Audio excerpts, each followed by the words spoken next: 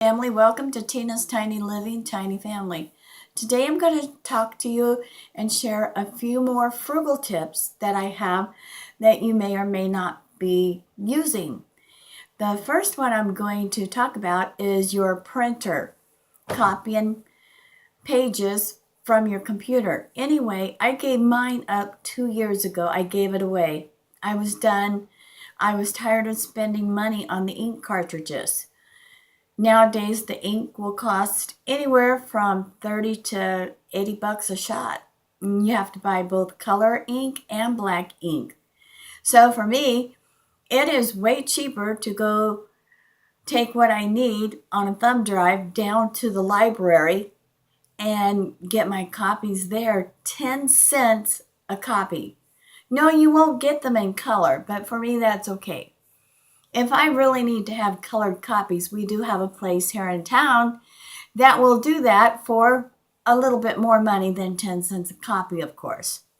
So you can get them done. But that is one way to save a whole bunch of money.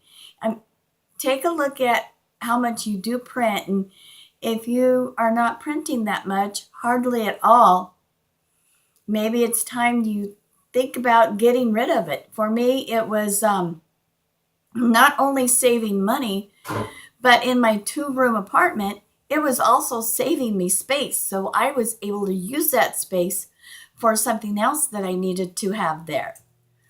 So the other thing I want to talk about is liquid soap that you buy in the store, liquid hand soap. When you think your bottle is out of soap, it's not. There's still soap that is usable. All you got to do is just add some water to it. It will give you a lot more soap. You know, have you ever tried cleaning out an empty soap bottle and you get those suds and suds and suds that you can never rinse out? Well, that is wasted soap.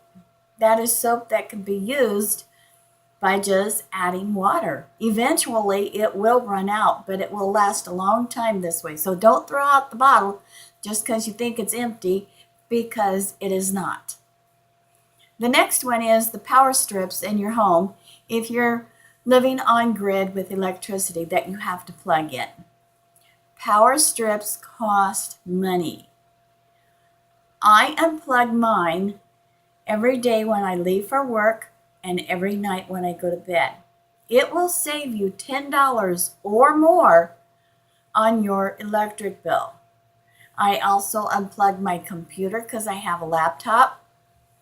I unplug it when I go to work, when I go to bed, and some days it just goes on a fast.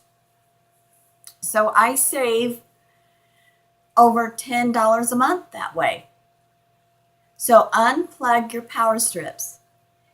And not only that, you're not only saving money by unplugging your power strips and your computers, you're also protecting them for possible power surges that could really destroy your devices.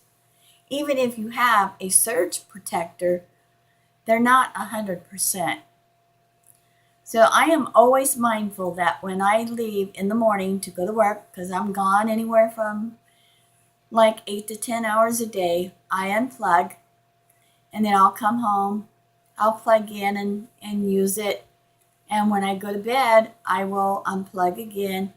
And there again, 8 to 9 hours a night.